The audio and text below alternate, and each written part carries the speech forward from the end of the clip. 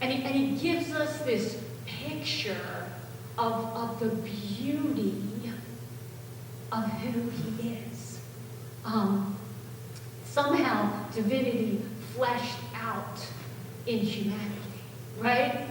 When God created human beings, Adam and Eve, and put them in a garden in Eden, right? And gave them one instruction: do not take for yourself the fruit from this tree, right? And with a little encouragement from the enemy, from the serpent, right? They grabbed for themselves knowledge.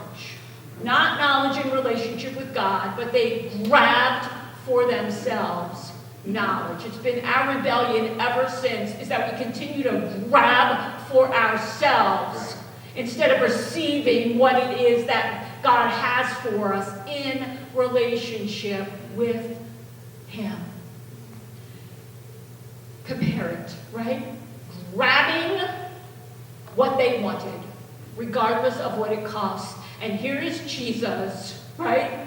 In his very nature, God did not grab onto his equality with God. He laid it down.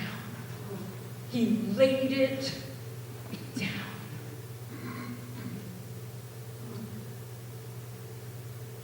In the laws in the Old Testament, particularly in Leviticus, there's a whole lot about cleanness and uncleanness, right? And there are chapters that I know overwhelm people with mold and skin diseases and all sorts of stuff like that. There's a basic rule of thumb that if you are unclean and you touch somebody else or someone else touches you, they become unclean. Unclean passes from one unclean person to a clean person, right? And so we take a trip again into Jesus' earthly ministry, right? When he is walking with a crowd to heal a young girl, right? And there's a woman who has been suffering with this issue of blood, which makes her unclean. Right. Which means she's not allowed to be around other people. And if people touch her, or if she touches anyone, they will be unclean. And yet, spurred on by faith, you know what she does, right? Yes. She touches Jesus, right? What should happen? He should become unclean. What happens? She becomes clean. Amen. Right? Amen. Right?